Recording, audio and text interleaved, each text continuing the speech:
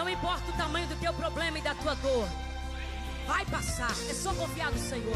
Que o semeador saiu a semear e começou a dizer que a semente caiu, um caiu na beira do caminho, outro caiu no caminho, e as aves dos céus vieram e comeram. Lá na frente dessa parábola, Jesus está dizendo que essas aves do céu que comeram a semente, que impediram ela a germinar, ele compara essas aves com o diabo, dizendo que o diabo tirou a semente que poderia lhe dar a salvação.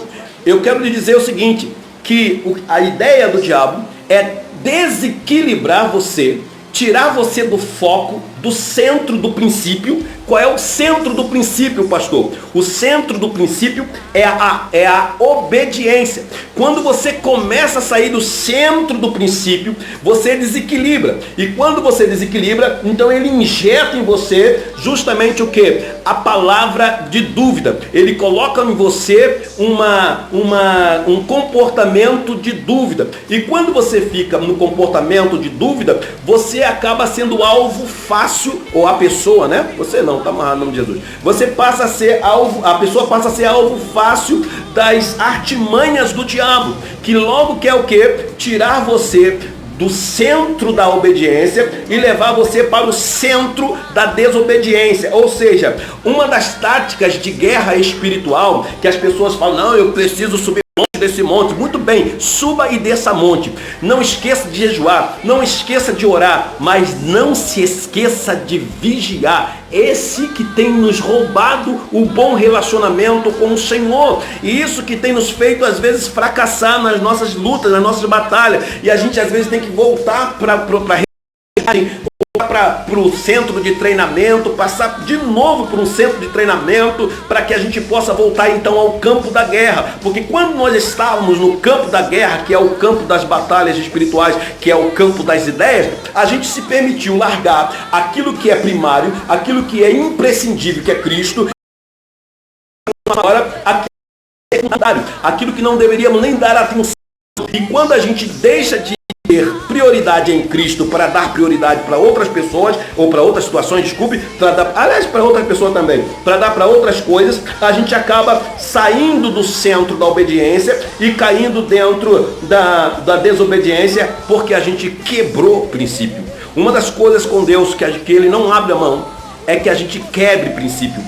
E o diabo, o inimigo de nossas almas, ele batalha para que eu e você quebremos princípio. Porque quando a gente quebra princípio, a gente fica vulnerável. A gente fica agora aberto a sermos feridos por tanta sorte de dardos que ele lança sobre a terra, ou sobre a terra, sobre a nossa vida. Então, na verdade, o que a gente precisa hoje, meu querido, minha querida, é entender que a gente precisa tomar do capacete da fé. Qual é o capacete da fé? O capacete da salvação. A pior coisa é quando alguém pergunta para nós. Eu vou dar um parentezinho para mim aqui, que eu vou pedir aqui ajuda à irmã Rosilene aqui, que o celular está acabando a bateria, por incrível que pareça, para pegar um carregador para a gente aqui. Eu acho que o carregador está bem aqui, irmã Rosilene, aqui querido, vamos voltar aqui, senão eu vou perder o foco, né? Mas a Bíblia quer que a gente use o capacete da salvação. Paulo fala, use o capacete da salvação. Por que usar o capacete da salvação? Porque quando eu uso o capacete da salvação, eu não fico vulnerável às coisas que eu escuto. Eu não fico vulnerável às coisas que eu ouço. Aí você pode falar, pastor, mas isso aí não dá para ficar vulnerável não. Eu vou te falar uma coisa, que às vezes as pessoas... Deixa eu botar o carregador aqui, ó, rapidinho. Vai ver Maravilha.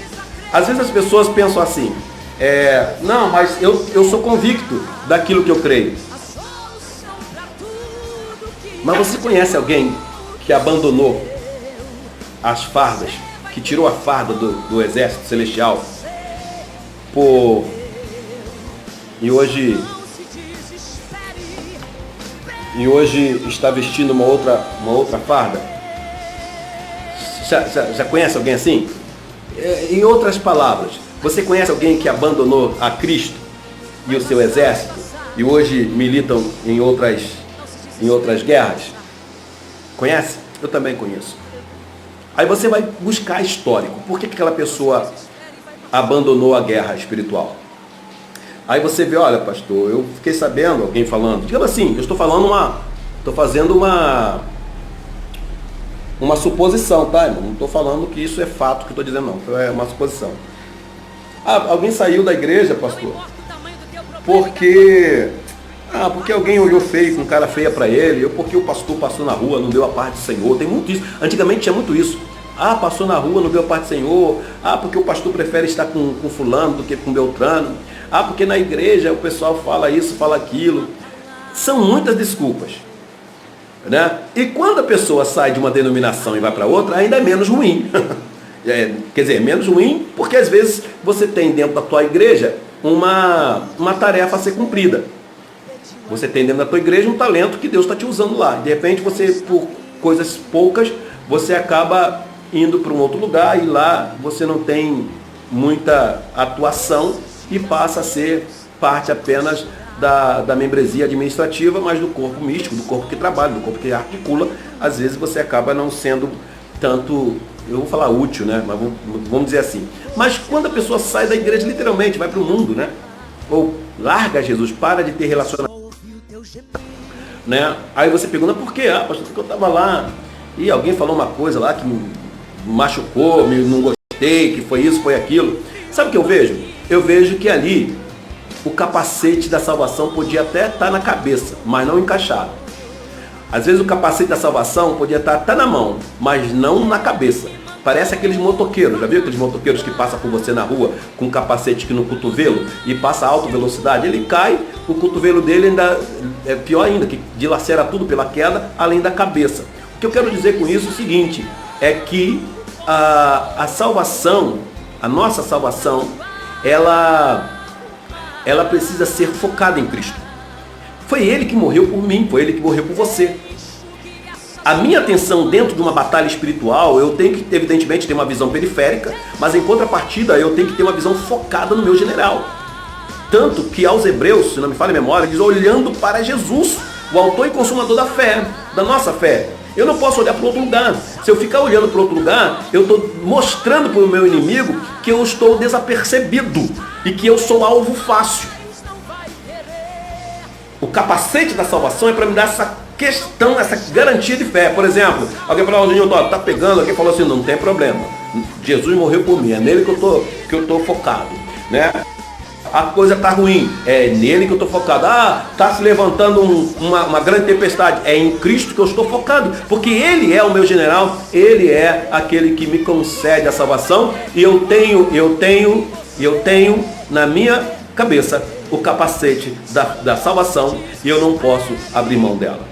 Meus amados, uma coisa que a gente vem falando dentro do campo das ideias, uma situação que acontece muito dentro do campo da mente, acontece algo tremendo, acontece algo que a gente precisa estar muito atento, porque no campo da mente, a ideia do inimigo é, como eu já disse, eu só quero dar uma palavra de corroboração, a ideia do diabo é tirar você do centro da obediência. Foi sempre assim.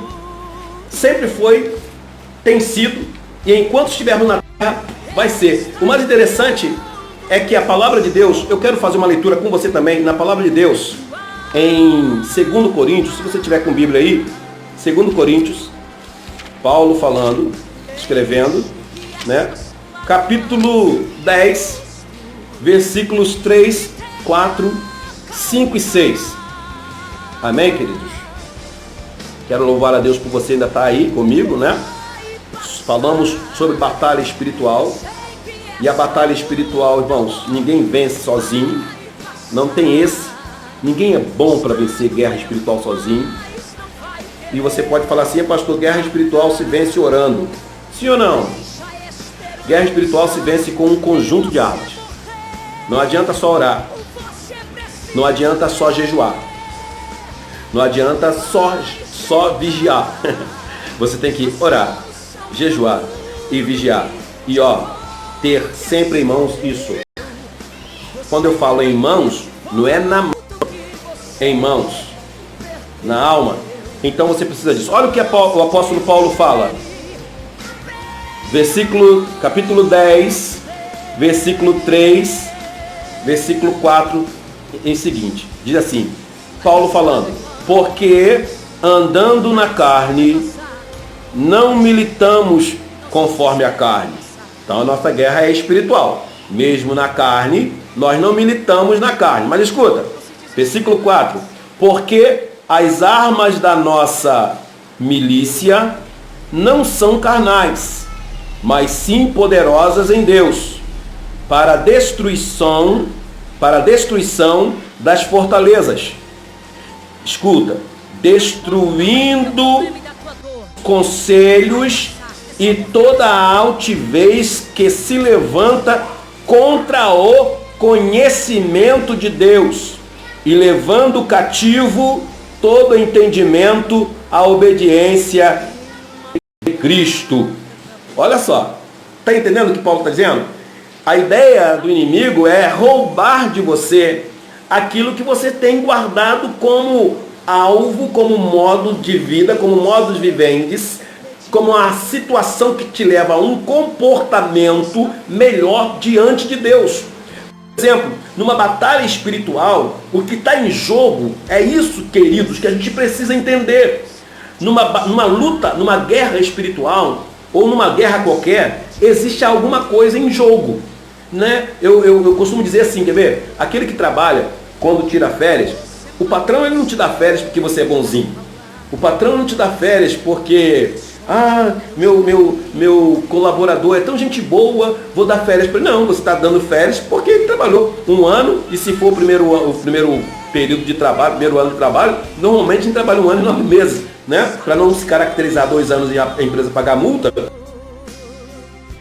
meses. E nos leva porque é questão de direito adquirido, né? Mas numa guerra espiritual existe a mesma proposta. Por exemplo, guerreia por um motivo. Ninguém guerreia porque você está aqui na guerra. Não, estou aqui na guerra porque deu vontade de dar uns tirinhos. Não, ninguém faz isso. Ninguém expõe a sua vida se não tiver uma coisa ainda maior. Pastor, existe alguma coisa maior do que a sua vida aqui nessa terra? Claro que existe. A vida é eterna. Logo, a gente guerreia para obtermos de uma forma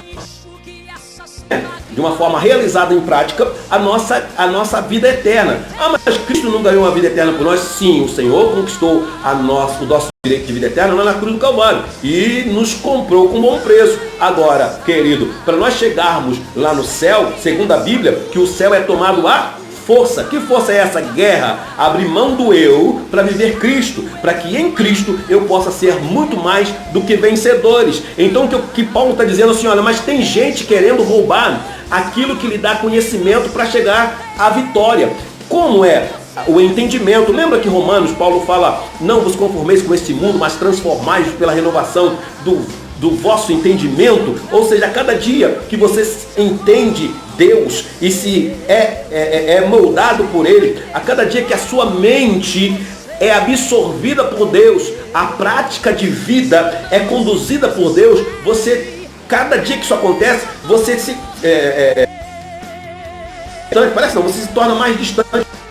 Quanto mais Deus em você, mais diferente comportamentalmente falando do mundo nós estaremos. Porque se o nosso entendimento não se renovar, nós passaremos a ter novamente a forma comportamental que o mundo tem. E é justamente isso que o diabo quer, roubar o entendimento nosso. Porque do mundo, a Bíblia fala que ele já faz isso, que ele cega o entendimento das pessoas. Como cega o entendimento das pessoas? Ela não consegue entender a obra vicária de Cristo Jesus no Calvário. Ela não consegue entender que Jesus Cristo morreu, ressuscitou, que o seu sacrifício foi para que a gente possa agora ter em Cristo, através da ação do Espírito Santo, nos convencendo do nosso pecado, chegarmos a uma condição melhor diante do Senhor e posteriormente, dentro de pouco tempo, chegarmos à vida eterna para todo sempre. E é isso que o diabo tem cegado o entendimento das pessoas. E nós cristãos, às vezes somos levados a sermos roubados por Satanás.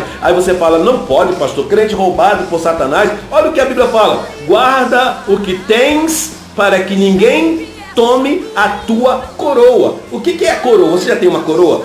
Por fé temos, mas de forma já realizada ainda não. Mas o que nós temos? Pela fé a gente guarda a nossa coroa, a gente esconde, a gente trabalha, a gente vem combatendo. Para quê? Para que essa coroa não seja roubada. E roubar é um dos atributos expert do diabo, porque ele veio matar, roubar e destruir. Paulo fala. É por isso que o profeta, ele fala assim, conheçamos e prossigamos em conhecer o Senhor. Por isso que Jesus fala, examinais as escrituras, porque cuidais ter nela a vida eterna. E a gente fala examinar não é pegar. Jesus fala, examinais as escrituras, porque cuidais ter nela a vida eterna. E a gente fala examinar não é pegar ali a Bíblia e ler. Examinar, já levou alguém no médico? Ou você mesmo já foi no médico? Eu já vou terminar a minha live, só está faltando só um pedacinho aqui. Tenha paciência aí.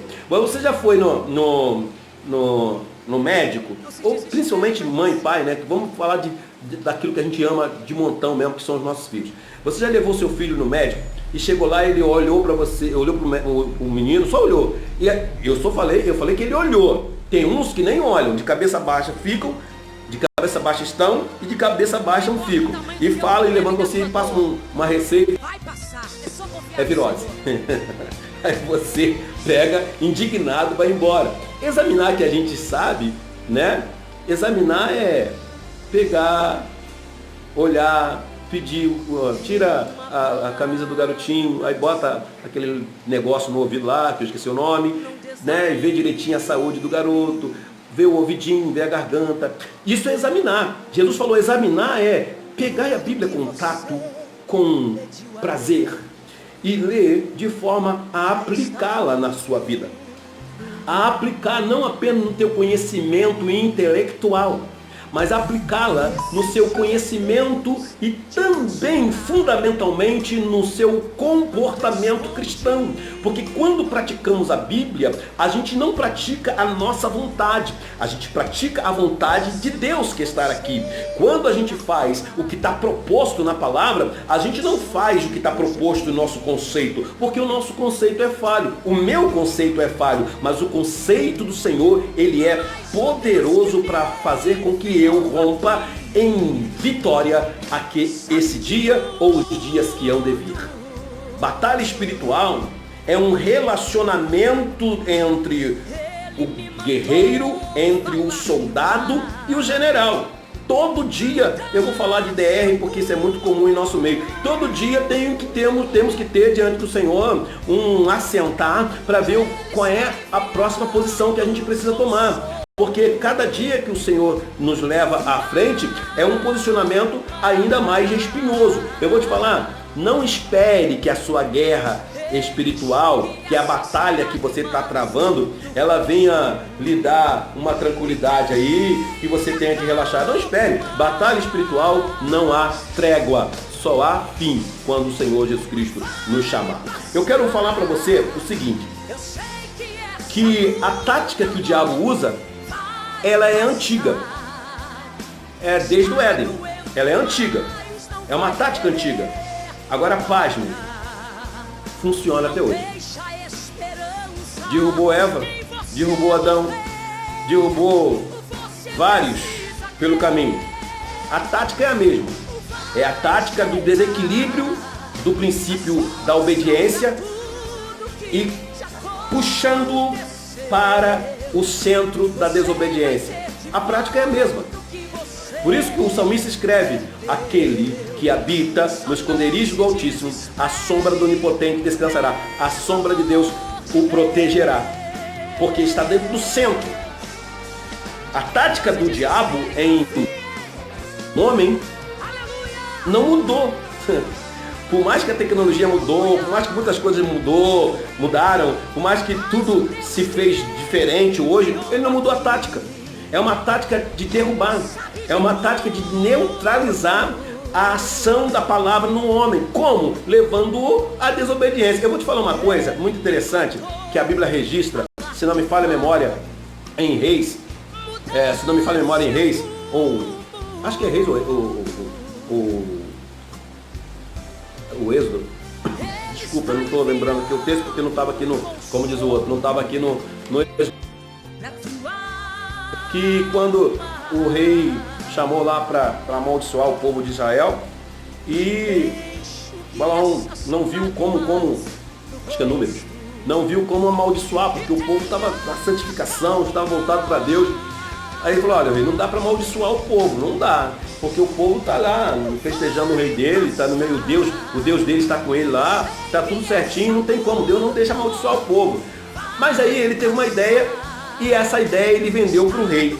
Qual era a ideia? Ele falou, olha, faz o seguinte, pega umas mulheres tu aqui e coloca lá no meio do povo, porque de repente eles vão acabar indo por a vista, se relacionando com essas mulheres e importando o pecado para dentro de Israel. O rei ouviu o conselho, fez isso, o pecado entrou em Israel, pronto, eles foram lá e impactaram e feriram Israel e foi grande a derrota de Israel naquele dia. O que eu quero dizer com isso? Que a tática do diabo não mudou. Ele quer trazer para nós, dentro daquilo que os nossos olhos físicos enxergam, ele quer nos atrair para o mal. Mas ele não vai te atrair para o mal com coisa ruim, né? Não adianta. Ele não vai te trazer para o buraco, lhe atraindo com coisa terrível que você não gosta. Não é isso? Logo, o que eu quero dizer com isso? Que na batalha espiritual, lembra que eu falei, que eu destaquei o versículo dizendo que Paulo falando sobre a astuta, quando Paulo fala assim, olha, no versículo 11 do capítulo 6, revestido de toda a armadura de Deus para que possais estar firmes contra as astuta cilada do diabo. Eu já estou inclinando para eu terminar. Astuta cilada. Ele é astuto. Sabe por que ele usa de astúcia? Porque ele sabe que ele vai usar o que a gente chama de, eu já falei isso lá na central, ele chama de engodo. O que é engodo? Antes de falar o que é engodo, eu quero dizer, repetir sim, a tática que o diabo usa, ela é antiga, continua sendo utilizada e, pasmem, ela funciona. Até hoje, funciona. Funcionou com Adão, funciona comigo, funciona com um vizinho, funciona com cada um. Se nós não vigiarmos, vai funcionar. Agora, tem um grande detalhe. Qual é o alvo disso? É tirar o homem do centro da obediência, é desequilibrá-lo. Mas em contrapartida, a arma que Deus usa, que Deus nos deu, aliás, e Ele usa, que Deus nos deu, também é a mesma, que é o que? A palavra de Deus, que é a espada do Espírito, que Paulo fala na sua armadura, e ela é a palavra que nos faz vencer. Ela nunca falha. a do diabo pode funcionar, mas essa nunca falha. Isso quer dizer o seguinte, não há motivo para perdermos a guerra. Só damos motivo para perdermos a guerra quando nós pegamos aquilo que é primário, tornando secundário. E quando é aquilo secundário, tornando ele como primário. Por exemplo, Jesus Cristo é o primeiro de tudo nas nossas vidas. Quando a gente pega outra coisa e faz colocar no lugar de Cristo, quando a gente pega uma outra situação que não seja em Deus, que não seja Cristo, e faz disso a nossa situação primária, aí a gente acaba entrando, desculpa a expressão, pelo beleléu, porque a gente sabe que é aquele que nos dá consistência para sermos vitoriosos. Por que Cristo nos dá consistência para sermos vitoriosos? Para a gente começar a encerrar. Porque Ele, Cristo, é a palavra de Deus. E a palavra do Senhor em nós na palavra testificamos ao mundo que o Senhor habita na nossa vida. E pastor, que maravilha, que lindo, o Senhor que falou isso? Não, foi o próprio Cristo que falou no capítulo 16. Senhor, Deus, Jesus falando, que Ele seja um, como nós somos como Tu és um em mim, e que nós possamos ser neles um, para que o mundo veja que o Senhor me enviou e que eu estou neles. Esta é a proposta da palavra, esta é a proposta da palavra de Deus em nós. E para finalizar com você nesta live de hoje, nesta terça-feira, deixa eu só tomar uma aguinha aqui para a gente finalizar. Para finalizar, eu falei que o diabo usa engodo, né? Ou seja, ele atrai para matar. Ele te chama, te dando o que você gostou de ver, o que você gostou da atenção, ele te atrai e depois te mata. Não é assim que a gente faz? A gente faz isso na pescaria, a gente faz isso para quem antigamente caçava, fazia essas coisas todas, para matar rato. A gente bota na ratoeira algo que o rato gosta, a gente coloca no anzol alguma coisa que o peixe gosta. Ninguém coloca no anzol uma pedra, né? Coloca no anzol alguma coisa que o peixe gosta. Para quê? Para que o peixe venha, coma, seja preso no anzol e a gente pega ele. Da mesma forma, o diabo também. Ele usa muitas coisas que eu e você gostamos. Por isso que o apóstolo Paulo, lindo, quando ele diz: não andeis segundo a concupiscência da carne, mas andeis segundo a orientação do Espírito. Então, para finalizar a minha live aqui, a orientação que eu deixo para você é que a gente ande na orientação do Senhor Jesus Cristo através perfeita do Espírito Santo do Senhor, que não está do lado apenas, que não está à frente apenas, que não está na retaguarda apenas, mas está dentro de nós. E isto é um privilégio daqueles que militam a guerra do Senhor. Deus te chamou e Deus te constituiu como soldado, e sejamos nós soldados valentes, cheios do poder de Deus e do conhecimento do Senhor. E não se esqueça, conforme a gente ouviu hoje aqui na live de hoje, não se esqueça de ter sobre você